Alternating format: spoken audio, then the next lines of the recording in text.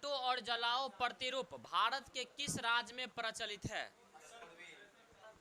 काटो और जलाओ, इसका मतलब समझ में आया क्या? हाँ, जोम कृषि जो होती है कि एक जगह आप काटिए और काट करके या फिर जंगल में आग लगा करके आप क्या करिए कि खेती करिए, फिर उस जगह को छोड़ करके दूसरे जगह चले जाइए। तो इस प्रकार की खेती जो कहलाती है वो जोम की खेती कहलाती है, जोम की खेती कहलाती है। और झूम की खेती जो होती है किस तरफ होती है? उत्तर पूर्वी की तरफ होना चाहिए। किस तरफ होना चाहिए? उत्तर पूर्वी। इसका आंसर होना चाहिए उत्तर पूर्वी। चलिए देख लेते हैं थोड़ा सा।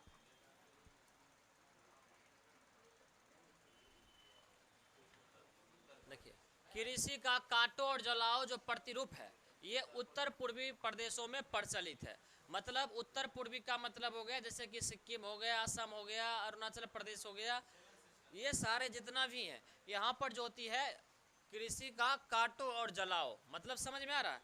वहाँ अभी भी क्या होता है कि पौधों को काटा जाता है, काट करके वहाँ पर खेती की जाती है, समझ रहे ना? फिर वहाँ के फसलों को काट करके फिर जो वहाँ जो भी अवशिष्ट होता है उसको जला दिया जाता है, फिर खेती होता है, फिर कुछ समय के बाद जगह चेंज कर लिया जाता है। तो इस प्रकार की खेती क्या कहलाती है? कृषि के इस प्रतिरूप को क्या कहा जाता है? जोमिंग कृषि यानी जोम की कृषि कहा जाता है। ठीक है साहब?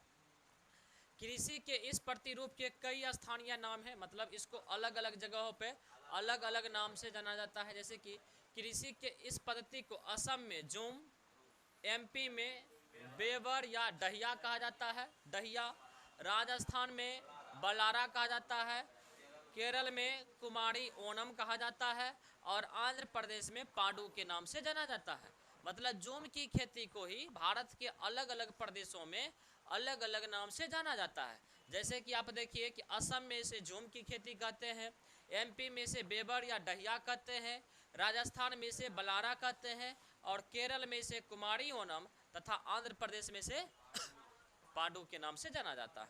चलिए, इंडोनेशिया तथा मलेशिया में जोम कृषि को क्रमशः हुमा एवं लदांग के नाम से जाना जाता है, क्योंकि जोम की खेती यहाँ पर भी काफ़ी प्रचलित है। इसी वजह से याद रखिएगा कि इंडोनेशिया में इसे क्या कहा जाता है? हुमा कहा जाता है। और क्या कहते हैं? मलेशिया में इसे क्या कहा जाता है? लदांग के नाम से जाना जाता है। म्यांमार में भी इस प्रकार की खेती होती है और म्यांमार में इस प्रकार की पद्धति को तुगकिया और वियतनाम में रे तथा ब्राज़ील में इसे रोका के नाम से जाना जाता है। ठीक है साहब? तो अलग अलग देशों में भी नाम थोड़ा सा जोम की खेती क्या होती है, क्या क्या नाम बोला जाता है, इसको भी ध्यान में रखिएगा कि म्यांमार में इस पद्धति को तुगकिया कहा जाता है, वियतनाम में रे कहा जाता है और ब्राज़ील में इसे रोका कहा जाता है। ठीक है साहब? चलिए, इससे इतना ध्यान में रखना है। चलिए नेक्स्ट देख लेते हैं। इसका नंबरिंग थोड़ा सा गड़बड़ है, इसका नंबरिंग गड़बड़ है, ठीक कर लीजिएगा। 7 नहीं 7 आगे है, 7 आगे है, लेकिन ये बीच में एक सवाल आ गया तो इसको ध्यान में रखिएगा, स्टार लगा लीजिए। भारत में किस उद्योग कोकिंग कोयला के आयात की अपेक्षा होती है? मतलब ये कहना चाह रहा है कि वह कौन सा उद्योग है जिस उद्योग में भारत में क्या होता है कि कोकिंग कोयला की आवश्यकता होती है। यह कौन सा उद्योग होता है बताइए? कौन सा उद्योग है जिसमें कोकिंग यानी कोयले की अप्रूप की आवश्यकता होती है? तो इसको क्या होगा आंसर? इस्पात उद्योग। चलिए थोड़ा सा देख लेते हैं हम लोग इसका डिस्क्रिप्शन। चलिए, भारत में इस्पात उद्योग को कोकिंग कोयला की आयात की अपेक्षा होती है। मतलब इस्पात उद्योग में कोकिंग कोयला की आवश्यकता होती है और इसकी ज़रूरत पड़ती है। किस उद्योग में? इस्पात उद्योग में। इस बात को याद रखिएगा। भारत में लौह एवं इस्पात उद्योग की जो वितरण को प्रभावित करने वाले स्थानीय जो कारक है ये निम्न है। मतलब इस्पात उद्योग अलग अलग जगह पर किस प्रकार से प्रभावित होता है, कहाँ पर अधिक होता है, कहाँ पे कम होता है और क्यों होता है, इसका कारण है। जैसे कि पहला नंबर कच्चे माल का स्रोत। इसका मतलब ये हुआ कि जहाँ पर कच्चा माल इस्पात बनाने के लिए अधिक पाया जाएगा उन प्रदेशों में इस्पात का जो उद्योग होगा वो अधिक होगा। अब मान लीजिए अगर कपास होता है महाराष्ट्र में, गुजरात में, अगर सूती वस्त्र का फैक्ट्री हम लगा दे क्या कहते हैं तमिलनाडु में, तो आपको लगता नहीं है कि ट्रांसपोर्टिंग चार्ज अधिक लग जाएगा? और जो ही ट्रांसपोर्टिंग चार्ज अधिक लगेगा तो उससे बना हुआ जो प्रोडक्ट होगा उसका कॉस्ट क्या हो जाएगा? बढ़ जाएगा। तो इस वजह से अगर कपास का उत्पादन महाराष्ट्र में हो रहा है, गुजरात में हो रहा है, तो प्रयास ये होता है कि उसकी कारखाना उद्योग भी कहाँ लगाया जाए, उसी स्थान पे लगाया जाए, ताकि वहाँ पर जो भी कॉस्ट है वो कॉस्ट थोड़ा सा कम हो जाए। चलिए, तो कच्चे माल का स्रोत, इस उद्योग में कच्चे माल के रूप में लौह अयस्क, देखिए इस्पात में क्या क्या लगता है, लौह अयस्क लगता है, कोकिंग लगता है, चूना पत्थर, डोलोमाइट, मैग्नीज इत्यादि का प्रयोग किया जाता है कच्चे माल के रूप में लौह इस्पात उद्योग में। ठीक है साहब। चलिए, उसके बाद है परिवहन, जहाँ परिवहन की सुविधाएं अधिक होंगी, स्वाभाविक बात है कि वहाँ पर उद्योग धंधा अधिक फलेगा फूलेगा। आप देखिए कि भारत में रेलवे का जो विस्तार किया गया था कि डलहौजी के समय में, ये भी एक तरह से अपने व्यापार को बढ़ाने के लिए, अपने जो है सो व्यवसाय को बढ़ाने के लिए ही इस प्रकार की काम किया गया था, ताकि दूरस्थ से दूरस्थ स्थानों तक ट्रेन के माध्यम से, रेल के माध्यम से पहुंच सके और अपनी वस्तुओं को ग्रामीण क्षेत्रों तक पहुंचा पाएं। यही इसका उद्देश्य था अंग्रेजों को ट्रेन भी चलाने का। तो स्वाभाविक बात है कि जहां पर परिवहन की व्यवस्थाएं मजबूत होंगी, वहां पर उद्योग धंधा भी क्या होगा, अधिक विकसित होगा। क्लियर है साहब। चलिए, तो प्रमुख लौह एवं इस्पात उद्योग रेलवे लाइनों और बंदरगाहों से जुड़े क्षेत्रों में स्थित है। जो भी होगा जहां पर रेलवे लाइन हो और क्या कहते हैं बंदरगाह हो, वहां पर आप देखिएगा कि अभी भारत में कार्गो टर्मिनल बनाया जा रहा है, कार्गो टर्मिनल बनाया जा रहा है ना। पहला जो था आसनसोल था, तो जहां पर वैसा स्टेशन, रेलवे स्टेशन जहां पर क्या हो कि नदियों के द्वारा या समुद्रों के द्वारा जल मार्ग भी और रेल मार्ग भी दोनों एक जगह कनेक्ट होता हो, तो वैसे जगह पर कार्गो टर्मिनल बनाया जा रहा है, ताकि सुविधाएं क्या हो जाए, आसान हो जाए। ऐसा नहीं बात है। चलिए, अब देखिए जल, स्वाभाविक बात है कि कोई भी उद्योग लगेगा तो उस उद्योग के लिए जो मुख्य स्रोत होता है, जल की भी आवश्यकता होती है। इस उद्योग हेतु अत्यधिक मात्रा में जल आवश्यक होता है। फिर देखिए विद्युत, बाजार तक पहुंचना इत्यादि। ठीक है, इस्पात लौह एवं कार्बन का क्या होता है, मिश्र धातु होता है, मिश्रण होता है। इस्पात जो बना होता है लोहा और कार्बन के मिश्र धातु से बना हुआ होता है। और याद रखिएगा इसमें कौन कौन से कच्चे माल की आवश्यकता पड़ी, आपको लिख दिए हैं चीज़ें, चाहे बाजार तक पहुंच इत्यादि। मतलब क्या, जब तक आपका मार्केट में पहुंच नहीं रहेगा, तो आप अगर बना भी लेते हैं कोई भी वस्तु, तो क्या आप उसको सही से बेच पाएंगे, क्या नहीं, क्योंकि आपको मार्केट में पहुंच होना आवश्यक होता है। चलिए नेक्स्ट देख लेते हैं हम लोग। पश्चिम बंगाल में होने वाले मानसून पूर्व की वर्षा को क्या कहते हैं, क्या हो जाएगा, काल वैसाखी। ये बातें पहले भी बताए हुए थे, और आप देख रहे हैं कि मानसून से एगो सवाल दोगो सवाल हर सेट में मिल रहा है आपको, ये बातें आप देख रहे हैं ना। तो इसका मतलब है कि कहाँ पर, और यही पूछा जा रहा है कि कौन सा वर्षा कहाँ होता, आम्र वर्षा किसको कहते हैं, चेरी या ब्लासम वर्षा किसको कहते हैं, यही सब पूछा जा रहा है ना। इसका मतलब क्या हुआ कि आप देख रहे हैं कि मानसून चैप्टर से एक दो सवाल आपको पूछा जा रहा है, इसीलिए करके इसको याद रखिएगा। पवन जो चैप्टर है वहाँ से सवाल पूछा जा रहा है, इसलिए करके इसको ध्यान में रखना है। चलिए साहब, इसका आंसर क्या आ जाएगा, काल वैसाखी। मानसून से पूर्व जो बारिश बंगाल के क्षेत्रों में होती है उसे काल वैसाखी के नाम से जाना जाता है, और पूर्वोत्तर भारत में जो होता है पूर्वी राज्यों में उसे क्या कहा जाता है, नार्वेस्टर के नाम से जाना जाता है। किस नाम से, नार्वेस्टर के नाम से जाना जाता है। चलिए थोड़ा सा हम लोग देख लेते हैं इसका डिस्क्रिप्शन। पश्चिम बंगाल में होने वाले मानसून पूर्व की वर्षा को काल, नार्वेस्टर नहीं होता, काल वैसाखी, काल वैसाखी कहते हैं। क्या कहते हैं, काल वैसाखी। क्या बोले, काल वैसाखी कहते हैं। मार्च से मध्य जून के ग्रीष्म ऋतु के दौरान पश्चिमोत्तर भारत का उच्च दाब धीरे धीरे निम्न दाब में बदलना शुरू हो जाता है। क्योंकि पश्चिमोत्तर भारत का मतलब क्या होगा, पंजाब का क्षेत्र, राजस्थान का क्षेत्र, इस क्षेत्र में ग्रीष्म काल के दौरान क्या होता है कि उच्च दाब का क्षेत्र बनता है, लेकिन धीरे धीरे क्या होता है, निम्न दाब का क्षेत्र बनना शुरू हो जाता है। और ग्रीष्म ऋतु के दौरान मानसून पूर्व की वर्षा होती है, मानसून से पूर्व क्या जाती है, वर्षा हो जाती है। इस तरफ क्यों हो जाती है, क्योंकि इस तरफ उस तरफ निम्न दाब का क्षेत्र बनता है और इस तरफ फिर उच्च दाब का क्षेत्र बनना शुरू हो जाएगा, जिसके कारण यहाँ पर जो होता है औसतन बारिश लगभग कितना होता है, वर्षा का 10% हो पाता है। जो उस समय मानसून से पहले की जो वर्षा होती है लगभग 10% हो पाती है। चलिए उसके बाद है कि असम में इस वर्षा को चाय वर्षा कहा जाता है ना। पश्चिम बंगाल में इसे काल वैसाखी, केरल में इसे आम्र वर्षा, कर्नाटक में इसे कॉफी वर्षा या चेरी ब्लॉसम के नाम से जाना जाता है। अगर और भी इससे संबंधित चीज़ों को पढ़ना है आपको, तो आप बिहार एसआई का 2021 का फर्स्ट शिफ्ट का क्वेश्चन नंबर 9 में चले जाइएगा और यहाँ से और भी चीज़ें आप पढ़ सकते हैं। ठीक है साहब, चलिए। ऐसे इसका आंसर भी वहाँ लिखा हुआ, उसमें तो आंसर है ही लिखा हुआ, लेकिन फिर भी इतना डाल दिए इसमें। चलिए नेक्स्ट देख लेते हैं साहब।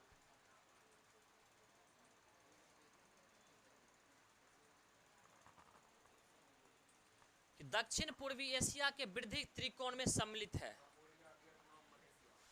आंसर क्या हो जाएगा वृद्धि त्रिकोण में? बोलिए। ए नंबर। चलिए देख लेते हैं क्या बोले, कंबोडिया, वियतनाम और मलेशिया। चलिए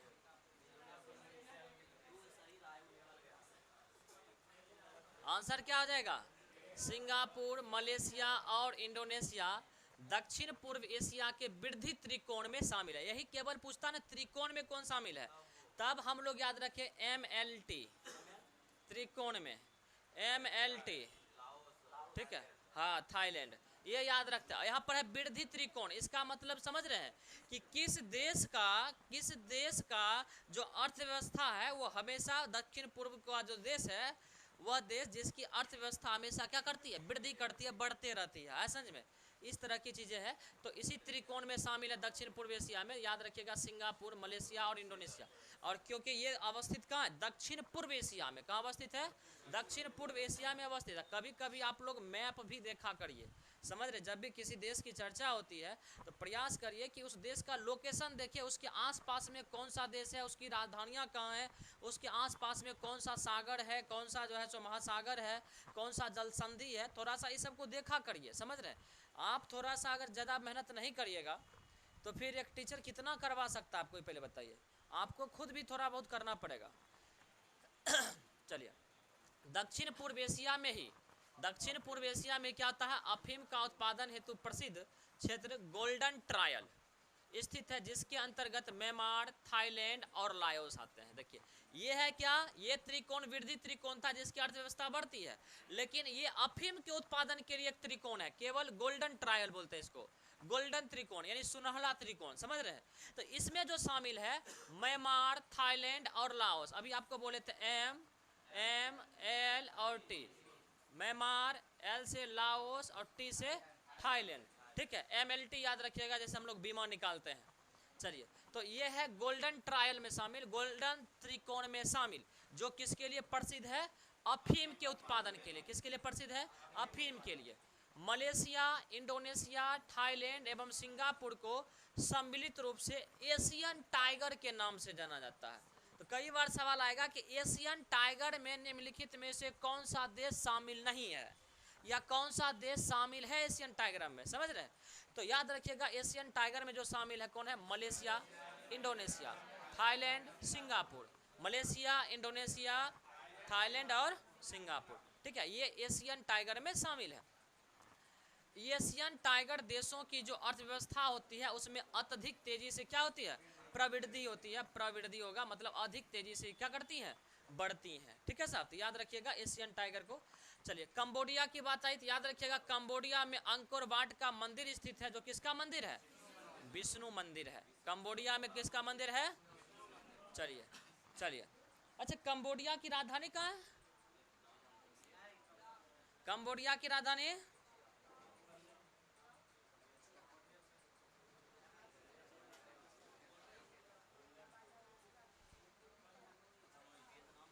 इसी को तैयारी कहते हैं लोग, नहीं? हाँ, यही तैयारी है। बताइए। सवाल ये था कंबोडिया की राजधानी कहाँ है? न्यामपेन। तो न्यामपेन, तो चलिए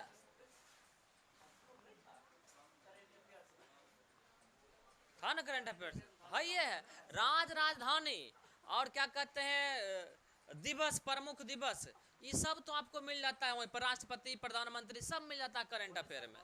तो चलिए, लाओस, लाओस दक्षिण पूर्वी एशिया का, सही बात है। हाँ, तो लाओस दक्षिण पूर्वी एशिया का एकमात्र स्थल रुद्ध देश है, क्योंकि दक्षिण पूर्व एशिया का जो भी देश है ना, वो समुद्र के समुद्री तटीय सीमा बनाती है, समुद्र तटीय सीमा बनाती है दक्षिण पूर्व एशिया का जो भी देश है। लेकिन एकमात्र देश है जो लाओस है, जो दक्षिण पूर्व एशिया का स्थल रुद्ध देश है, मतलब लैंड लॉक है, मतलब इसके चारों तरफ से कोई ना कोई दूसरा देश है, बीच में ये अवस्थित है। बाकी जितना भी दक्षिण पूर्व एशिया में देश है, उसमें कोई ना कोई जो है सो समुद्री सीमा बनाती है, कि चाहे चारों तरफ में किसी भी तरह से वो बनाती है। इसी वजह से याद रखिएगा एकमात्र स्थल रुद्ध देश, और ये VVI भी है साहब, कई बार ये सवाल पूछा भी गया है। चलिए, एशिया का सर्वाधिक टीन उत्पादक देश, टीन होगा, एशिया का सर्वाधिक टीन उत्पादक देश क्या है? मलेशिया है। और यहाँ का इपो टीन खनन क्षेत्र क्या है? विश्व प्रसिद्ध है। तो कई बार सवाल केवल यही पूछ सकता है कि बताइए कि इपो नामक टीन उत्पादक क्षेत्र किस देश में अवस्थित है? तो क्या बोलेंगे? मलेशिया में। या पूछा जाएगा कि इपो नामक स्थल या उत्खनन केंद्र किसके लिए प्रसिद्ध है? तो क्या बोलेंगे हम लोग? टीन के लिए प्रसिद्ध है। चलिए, अगला देख लेते हैं, विश्व का सबसे बड़ा सिनकोना उत्पादक देश। आपको पता है कि सिनकोना जो होता है एक पौधा होता है, और सिनकोना के जो छाल होता है ना, उससे कुनाइन नामक पदार्थ निकाली जाती है, और उस कुनाइन नामक पदार्थ से हम लोग क्या बनाते हैं? मलेरिया की दवा बनाते हैं। अभी जस्ट ही चर्चा किए थे, हमको जब बुखार लगा था अभी एक सप्ताह पहले, मलेरिया से लगा था ना, तो आपको बताए थे कि रेजिज नामक जो है सो टैबलेट खाए थे, जो इसी से बना हुआ होता है। ठीक है, चलिए, तो सिनकोना उत्पादक देश कौन सा है? इंडोनेशिया है। और सिनकोना के कुनाइन से क्या निकाली जाती है? मलेरिया की दवा। क्या बोले रवि आप? नहीं बोले थे? एशिया में सर्वाधिक प्राकृतिक रबर उत्पादक जो देश है वो कौन है? थाईलैंड है। तो याद रखना है कि एशिया का सर्वाधिक टीन उत्पादक देश मलेशिया, एशिया का सबसे अधिक सिनकोना उत्पादक देश क्या हो जाएगा? इंडोनेशिया, और एशिया का सबसे अधिक प्राकृतिक रबर उत्पादक देश क्या हो जाएगा? थाईलैंड हो जाएगा। चलिए साहब, बहुआ वाला सवाल है सामने, ये देखिए, करंट अफेयर से बना देगा बच्चा।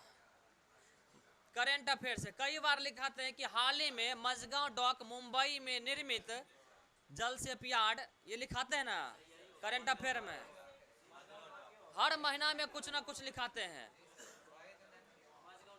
INS खंडेरी लिखा, कलवरी, इसका जलावरण किया गया है, इसका निर्माण मझगांव डॉक में हुआ है बंबई में, कई बार लिखा है ऐसा। तो आंसर क्या हो जाएगा इसका? तो याद रखना है क्रम से कि गार्डन रिंच शिपयार्ड लिमिटेड है कोलकाता में, ये सही बात है, ये सही बात है। कई बार पूछ सकता है कि गार्डन रिंच शिपयार्ड लिमिटेड कहाँ अवस्थित है? क्या बोलेंगे? कोलकाता में। उसके बाद देखिए, Goa shipyard limited Vasco D gamma, ये सही है, ये द्वीप का नाम है। ठीक है, गोवा में द्वीप का नाम है, वहां अवस्थित है। मझगांव डॉक लिमिटेड गोवा, ये गौरव बोरा है। मुंबई होगा ना, मुंबई। और कई बार करंट अफेयर में लिखाते हैं, जब भी जलावरण होता है हर महीने में लिखाते हैं ना। तो हाल ही में मुंबई के मझगांव डॉक में फलाना जो है सो युद्धपोत का निर्माण किया जा रहा है। ठीक है, प्रोजेक्ट 75 के तहत, इस तरह से लिखाते हैं ना। तो चलिए, तो इसका आंसर क्या हो जाएगा? और हिंदुस्तान शिपयार्ड लिमिटेड ये है विशाखापट्टनम में। बाकी ये पूछ रहा कौन सुमेलित नहीं है, तो सुमेलित कौन सा नहीं है? ये वाला नहीं है, मझगांव डॉक वाला, यही आंसर हो जाएगा साहब। चलिए, बस इसमें वही लिखा हुआ है कि मझगांव डॉक शिपयार्ड लिमिटेड ये सुमेलित नहीं है। मझगांव डॉक लिमिटेड जो है कहाँ अवस्थित है? मुंबई में है। उसके बाद गार्डन रिच शिपयार्ड बिल्डर्स कहाँ है? कोलकाता में। गोवा शिपयार्ड लिमिटेड कहाँ है? वास्को डी गामा, यानी गोवा में ही अवस्थित है। हिंदुस्तान शिपयार्ड लिमिटेड ये कहाँ है? विशाखापट्टनम में अवस्थित है। और हिंदुस्तान शिपयार्ड लिमिटेड जलयान निर्माण केंद्र ये कहाँ है? अच्छा, विशाखापट्टनम में, और सबसे अधिक विख्यात है, ये बात है। लेकिन एक बात याद रखिएगा, अभी जितना भी अधिकतर मिशन वाला, जैसे कि प्रोजेक्ट 75 हो गया, इस तरह से अगर कोई भी प्रोजेक्ट क्या कहते हैं बनाया जाता है, तो अधिकतर जो बनाया जा रहा है मझगांव डॉक के द्वारा ही बनाया जा रहा है। चलिए, चलिए नेक्स्ट देख लेते हैं। चलिए बुतरुक वाला, गांधी सागर बांध निम्नलिखित में से किसका हिस्सा है? चंबल। चलिए बहुत बढ़िया, जो जो लिखे हैं चंबल उसका सही है। चलिए नेक्स्ट देख लेते हैं इसका डिस्क्रिप्शन। आपको कई नदी का परियोजना पहले भी बताए हुए हैं, कौन सी परियोजना किस नदी पर है तो पहले भी बताए हुए हैं। इसका आंसर हो जाता चंबल। वहां से जो बचा खुचा था ना, जो वहां नहीं दिए थे, उसका बचा खुचा हम लोग यहाँ डाल दिए हैं ताकि सवाल नहीं छूटे। तो नागा अर्जुन सागर परियोजना किस नदी पर? कृष्णा नदी पर। देखिए यहाँ पर नागा और अर्जुन लगा हुआ है ना, नागा अर्जुन, इसको विच्छेद करिए, नागा अर्जुन होगा ना। तो अर्जुन के साथ हमेशा कौन रहा करते थे? कौन रहा करते थे? कृष्णा। आया समझ में? इस बात को याद रखिएगा। उसके बाद अगर पूछेगा आपको शिव समुद्रम तो क्या बोलेंगे? शिव समुद्रम। शिव समुद्रम परियोजना क्या बोलेंगे? कावेरी। कावेरी। आपको पता है कि शिव के लिए हम लोग क्या लेके जाते हैं? कांवर लेके जाते हैं ना सावन के दिन में। तो इस तरह से लॉजिकली याद रखिएगा, इस दोनों में कंफ्यूजन अधिक होता है, कृष्णा नदी या कावेरी नदी, यहाँ पे कंफ्यूजन होता है। क्या बोले? चलिए कोसी परियोजना ऑप्शन में दिया होता तो याद रखिएगा कोसी नदी पर। फरक्का परियोजना गंगा और भागीरथी। उसके बाद काकरा पारा परियोजना ये ताप्ती नदी पर, याद रखिएगा। उकाई परियोजना ताप्ती नदी। और पोचमपाद परियोजना बताइए, ये गोदावरी नदी पर। दुर्गा बैराज परियोजना, दुर्गा और दामोदर याद रखिएगा, दुर्गा दामोदर। चलिए इडुक्की परियोजना पेरियार नदी पर, ये VVI है साहब, याद रखिएगा। उसके बाद टिहरी बांध परियोजना भागीरथी। कितना बार पूछा होगा दोनों नदी के किसके संगम पर है? भागीरथी और भिलंगना। और अभी देखिए ऐसा हुआ कि एकेडमिक वाला एग्जाम चल रहा है ना पार्ट 3 का, उसमें भी सवाल पूछा था कि किन दो नदियों के संगम पर स्थित है। चलिए माता टीला परियोजना, ये बेतवा नदी पर। किसको? जिसको माता आ जाता है देह पर ना, तो बेत से हम लोग क्या कर देते हैं? उसको उतार देते हैं। आसंज में उतारने देते हैं माता को। चलिए चलिए उसके बाद हिडकल परियोजना। हिडकल परियोजना घाट परवा, क्या याद रखेंगे? घाट परवा। देखिए 2-4 बार इसको याद रखिएगा, करिएगा, 2-4 बार पढ़िएगा तो इसमें कम से कम 30-40% ऐसा होगा कि लॉजिकली आपको याद हो जाएगा, बाकी को याद करना पड़ेगा। ठीक है चलिए थोड़ा सा और देख लेते हैं। तो पहले भी लिखे हुए नाथपा झाकरी परियोजना सतलज नदी पर। किस नदी पर? सतलज नदी पर। चलिए गंगा सागर किस पर? चंबल नदी पर। बाण सागर परियोजना सोन नदी। ये पूछा भी गया है आगे 19 वाले में, देखिएगा ये पूछा भी गया। बाण सागर परियोजना से दरोगा में एक सवाल फिक्स ही होता है, क्वेश्चन आउट है, क्वेश्चन आउट है। एक सवाल परियोजना से पीटी में और मेंस में क्या होता है? फिक्स ही रहता है। इसीलिए करके ये टॉपिक दोनों में आपको काम करेगा। चलिए राणा प्रताप सागर परियोजना, ये भी किस नदी पर? चंबल नदी पर। किस पर? चंबल पर। चलिए जवाहर सागर परियोजना, गांधी सागर केकरा पे बोले थे? तो याद रखना है 3 सागर, गांधी सागर, राणा प्रताप सागर, जवाहर सागर। ठीक है चलिए दुलहत्ती परियोजना, सॉरी दुलहस्ती परियोजना, ये चिनाब नदी पर। किस नदी पर? चिनाब पर। और सरदार सरोवर परियोजना नर्मदा। बाकी और भी अगर आपको परियोजना पढ़ना है तो बिहार SI मेंस 2022 का क्वेश्चन नंबर 7 में जाइएगा, सारे परियोजना आपका क्या हो जाएगा? कवर हो जाएगा। ठीक है साहब, इस सेट में जाकर के देख लीजिएगा। चलिए साहब बहुत बढ़िया। चलिए बुतरुक वाला सवाल सामने है, देखिए ये मेंस में पूछा गया है। और आप एक बात बताएं, 2022 की मेंस में पूछा गया था, आप देखिएगा निकाल करके। और 2020 के मेंस में पूछा गया था। हमको लगता है कि सवाल मेंस के लिए बचा के रखता है हमेशा, देख रहे हैं। और कितना हल्का सवाल है, बताइए क्या होगा? निम्नलिखित राज्यों में एक कैबुल लामजाओ राष्ट्रीय उद्यान स्थित, बताइए। ये बिष्णुपुर जिला, बिष्णुपुर जिला है इसका, मणिपुर में। चलिए तो आंसर क्या हो जाएगा इसका? मणिपुर। और शायद हम लोग कल वीडियो शूट किए थे तो उसमें भी बताए थे कि पूर्वी मणिपुर की पहाड़ी और लैभा टोल की पहाड़ी दोनों के बीच में अवस्थित है कौन सा झील? लोकटक झील। और लोकटक झील में एकमात्र तैरता हुआ नेशनल पार्क, कल ही बोले तजे तजी, और फिर 2022 में बोले थे, तो हम लोग बोलते रहते हैं। चलिए, इसका तो डिस्क्रिप्शन देने की कोई जरूरत नहीं है, लेकिन थोड़ा सा जरूरी है इस बात के लिए, जो नए बच्चे होंगे बाद में आए होंगे, तो वो बिहार एसआई मेंस 2022 का क्वेश्चन नंबर 9 में जाइएगा, तो जितना भी नेशनल पार्क है, अभ्यारण्य जितना भी है, वो आपको देखने के लिए वहाँ मिल जाएगा, वहाँ से फिर छूटेगा नहीं। ऐसा नहीं बात है, 2 डायग्राम में बनाया गया है। चलिए,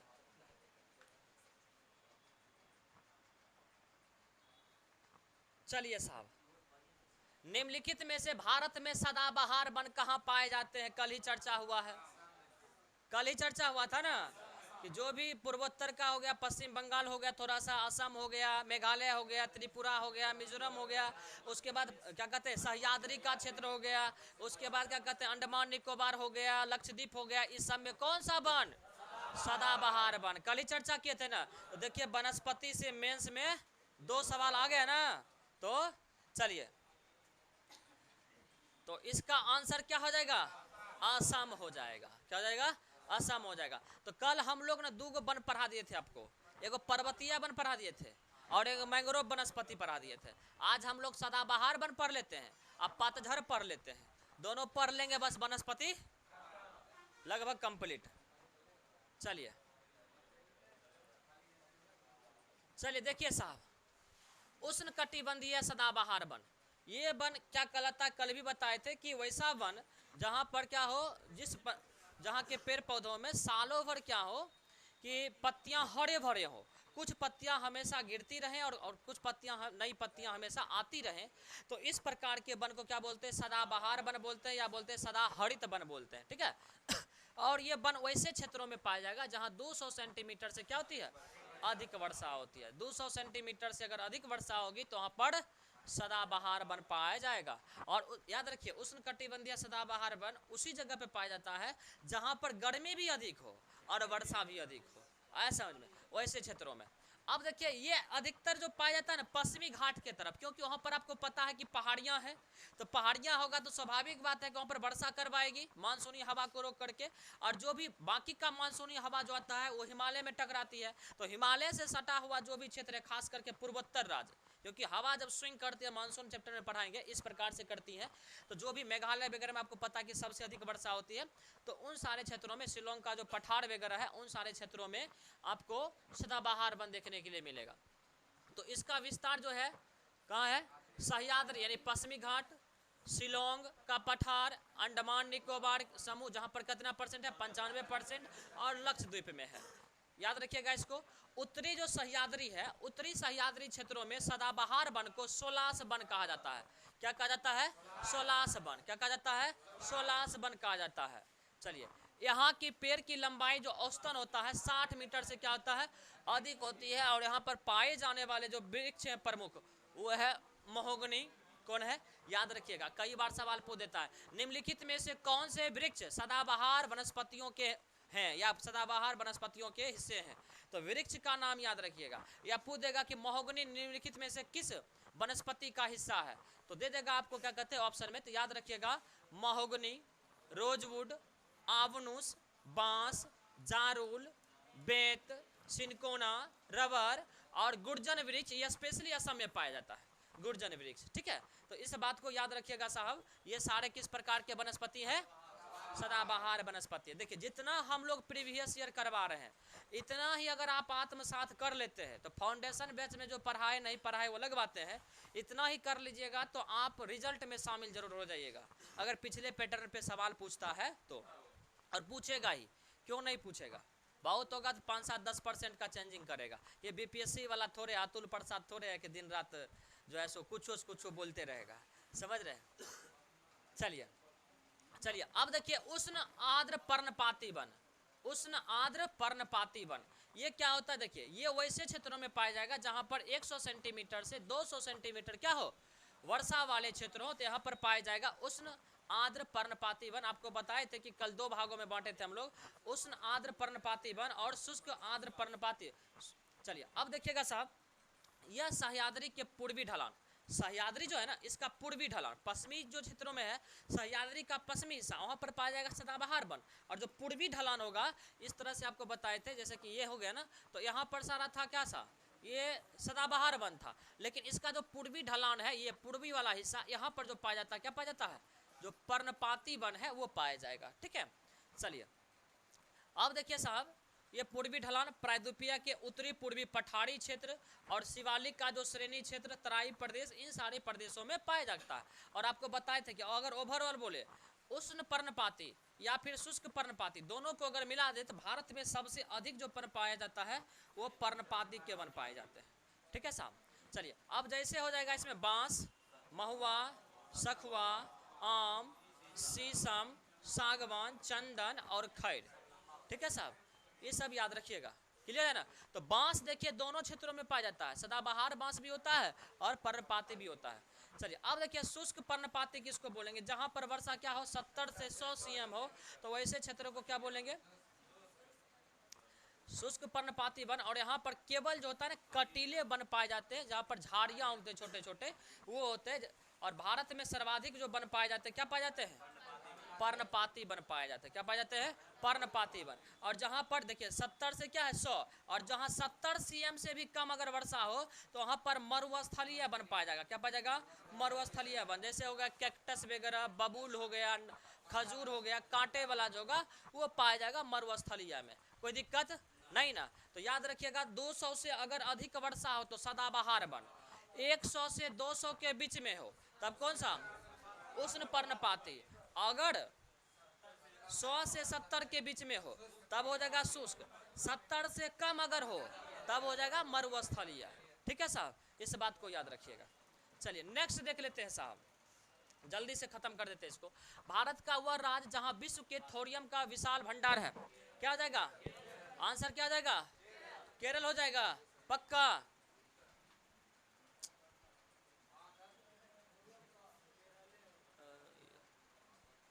चलिए आंसर क्या हो जाएगा, आंसर हो जाएगा केरल, क्या हो जाएगा, हाँ ये बीपीएससी ये भी पूछ लेता। भारत के पाइराइट्स रहता था बिहार, भारत के केरल राज्य में विश्व के थोरियम के विशाल भंडार है, और विश्व में सबसे अधिक उपयोग के योग क्या है, थोरियम कहाँ होता है, भारत में पाया जाता है। मतलब सबसे अधिक जो उपयोग में आने वाला थोरियम है वो कहाँ पाया जाता है, वो भारत में।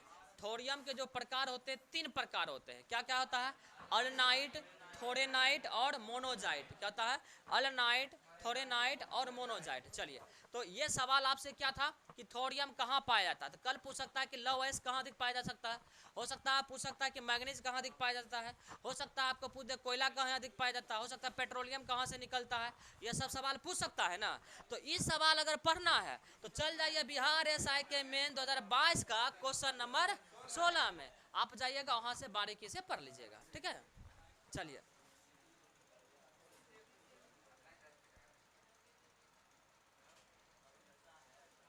चलिए हाँ चलिए अब देखिए, आप एक बात देख रहे हैं, दक्षिण पूर्व एशिया का जो भी देश है वहां से ज्योग्राफिकल सवाल पूछ रहा है मेंस में जाकर के, आप देख रहे हैं ना।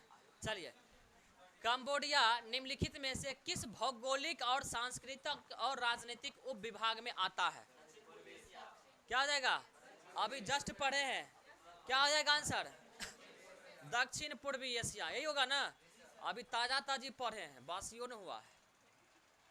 चलिए तो आंसर क्या हो जाएगा, कंबोडिया दक्षिण पूर्वी एशिया के भौगोलिक क्षेत्र और सांस्कृतिक और राजनीतिक उप विभाग में आता है।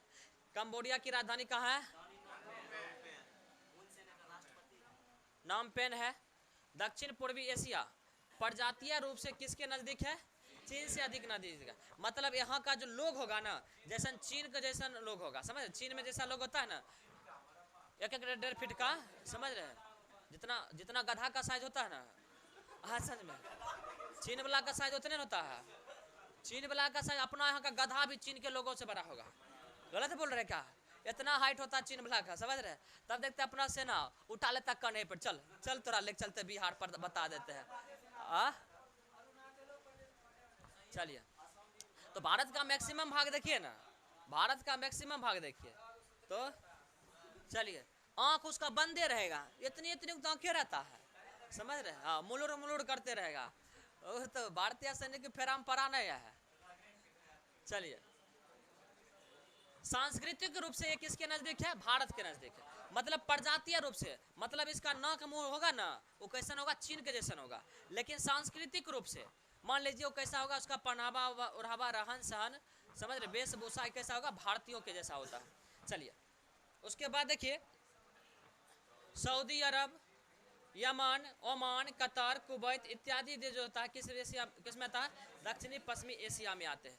इस बात को भी याद रखिएगा, दक्षिणी पश्चिमी एशिया में कौन आता है, क्योंकि ऑप्शन में दिया हुआ था। चलिए जल्दी से देख लेते हैं, क्या कोई सवाल है?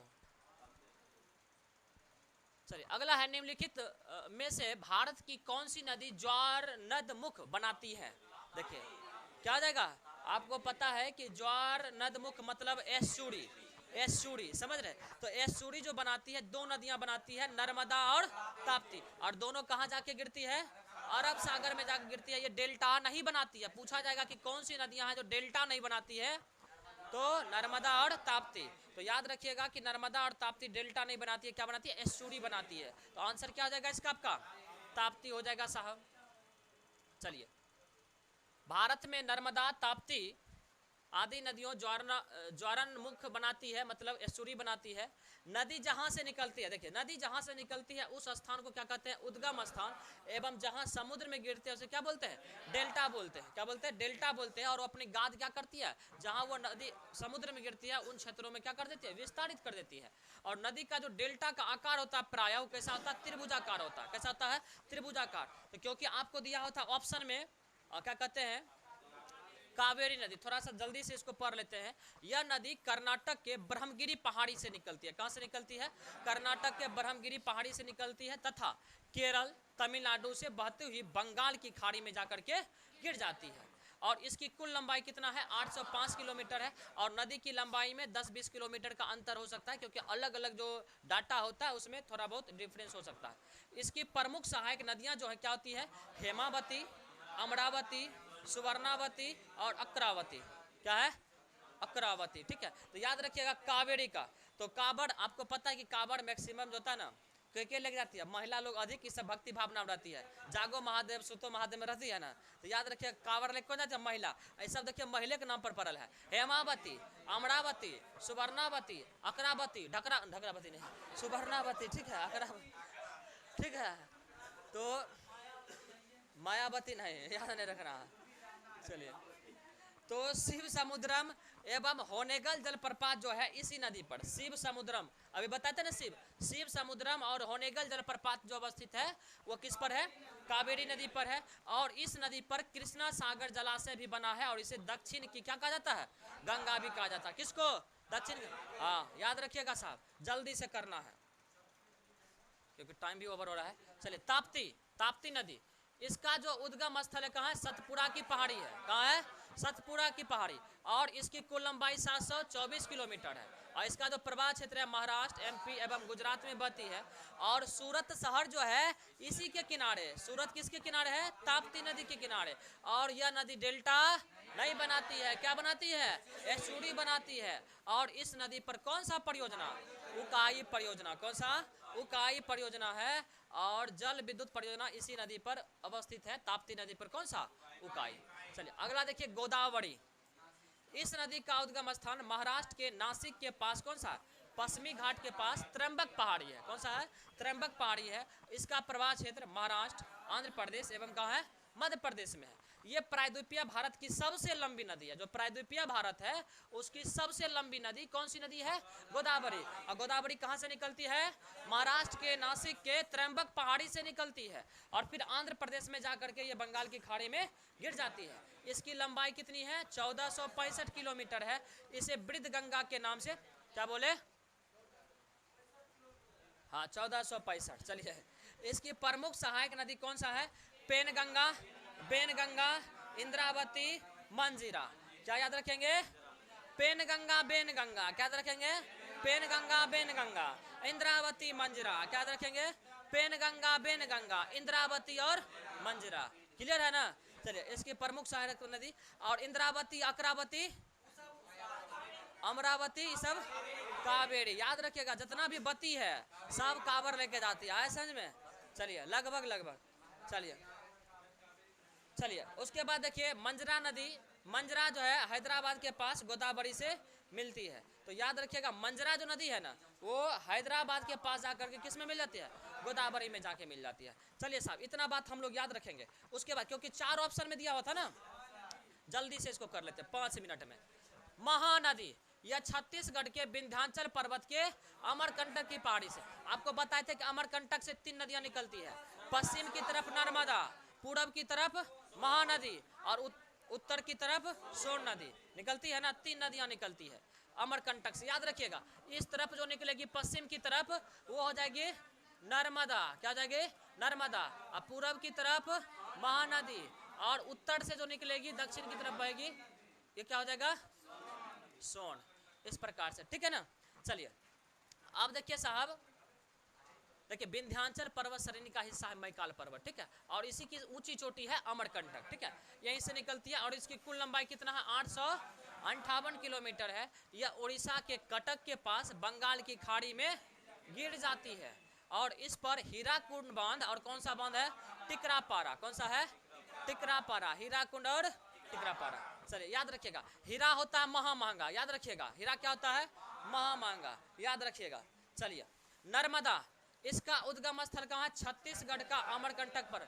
अभी जस्ट ही बोले ना, इसकी कुल लंबाई कितना है? 13-12, याद रखिएगा। नर्मदा का 13-12, ठीक है। यह महाराष्ट्र, MP एवं गुजरात में बहती है। और यह गुजरात के भरूच के पास जाकर के, याद रखिए, गुजरात के भरूच के पास जाकर के अरब सागर में क्या जाती है? गिर जाती है। और इस नदी पर कंदरा, कपिलधरा, धुआंधार जलप्रपात क्या है? अवस्थित है। और यह भी नदियां डेल्टा नहीं बनाती है, ये एस्चुरी बनाती है। चलिए साहब, बहुत बढ़िया, बहुत बढ़िया, सब होशियार व्यक्ति है यहाँ पे। चलिए सवाल अगला है कि वर्ष 2011 के जनगणना के अनुसार भारत का वह राज्य जहां पर न्यूनतम जनसंख्या घनत्व दर्ज किया गया है, वह है, बताइए क्या जाएगा? सिक्किम। गलत तो गलत। यही पूछता कि जनसंख्या किस राज्य में सबसे कम है, तब बोलते हैं सिक्किम 6 लाख। सिक्किम 6 लाख 2011 का। और घनत्व पूछेगा तो अरुणाचल प्रदेश में 17 व्यक्ति प्रति वर्ग किलोमीटर, प्रति वर्ग किलोमीटर मतलब 1 किलोमीटर लंबा, 1 किलोमीटर चौड़ा जगह लीजिएगा तो मात्र 17 गो व्यक्ति मिलेगा। और सबसे अधिक घनत्व कहाँ का? अपने वाला बिहार, आया समझ में? तो 1106, 1100 कितना? 6। याद रखिएगा, बिहार में 1 किलोमीटर लंबा, 1 किलोमीटर चौड़ा जमीन लेंगे तो कितना लोग मिलेगा? 1106। ऐसे बिहार में सबसे अधिक। चलिए बहुत बढ़िया। चलिए साहब, मोटा मोटी चीजें हम लोग देख लेते हैं जल्दी से। सर्वाधिक न्यूनतम जनघनत्व जो है कहाँ है? अरुणाचल प्रदेश में 17 व्यक्ति प्रति वर्ग किलोमीटर है। और सर्वाधिक जनघनत्व बिहार में कितना? 1106। भारत का जनघनत्व कितना है? भारत का कितना है? 382 व्यक्ति प्रति वर्ग किलोमीटर। पूरे ओवरऑल बोल रहे हैं, वो तो राज्य का था। सर्वाधिक जनसंख्या किसका? यूपी का, लगभग कितना? 20 करोड़। सबसे कम सिक्किम का, कितना? 6 लाख। सर्वाधिक साक्षरता कहाँ पर? केरल पर, कितना? और दूसरा नंबर पे कितना है? चलिए बहुत बढ़िया। सबसे कम साक्षरता दर बिहार, सबसे कम साक्षरता दर 61.8। चलिए उसके बाद भारत का औसतन साक्षरता दर, भारत का औसतन कितना है? 73। और याद रखिएगा, बिहार का जो रोहतास जिला है ना, वहां पर साक्षरता दर सबसे अधिक है। यहाँ तक कि भारत का जो औसत साक्षरता दर है उससे भी अधिक है, याद रखिएगा। हाँ 73.37 ये रोहतास का है, ठीक है साहब, वो महिला में। चलिए सबसे कम पूर्णिया। सर्वाधिक लिंगानुपात ये केरल में 1084। सबसे कम लिंगानुपात हरियाणा में कितना? 879। भारत का औसतन लिंगानुपात 943। और सर्वाधिक शिशु लिंगानुपात, शिशु लिंगानुपात मतलब समझते हैं? 0 से 6, 0 से 6 वर्ष का जो बच्चा होगा उसको बोलते हैं शिशु। क्या बोलते हैं उसको? सुसु नहीं, शिशु। चलिए, सबसे कम शिशु लिंगानुपात कहाँ है? हरियाणा में। कितना है? 834। और भारत का औसतन शिशु लिंगानुपात कितना है? 918। अब देखिए, जनगणना से पूछा है तो अपना YouTube चैनल पे ही ना 2011 का जनगणना बारीकी से समझाया गया है, एक बार जरूर देख लीजिएगा, क्योंकि यहाँ से सवाल जनगणना से आएगा ही आएगा। ठीक है, तो ये तो मोटा मोटी बता दिए है। पूरी जनगणना पढ़ना है तो भारत सहित बिहार का पढ़ना है, तो एक ही चार्ट में यूट्यूब पे डाला गया है। ठीक है साहब, उसको जाके आप आराम से देख सकते हैं। चलिए, बहुत बढ़िया। निम्नलिखित नदियों में से कौन सी नदियां डेल्टा नहीं बनाती है? क्या हो जाएगा? अभी जस्ट बताए हैं, जाके पढ़ लीजिए। बिहार एसआई मेन 2020 का क्वेश्चन नंबर 15 में। क्लियर है ना? अभी ताजे ताजे है। क्लियर है ना? 2020 का जो ज्योग्राफी का सेट है वो खत्म हो गया। खत्म हो गया ना? तो ज्योग्राफी हो गया, हिस्ट्री हो गया 20 का, साइंस हो गया, पॉलिटी हो गया। अब कल से चलेगा 19 वाला। कल से चलेगा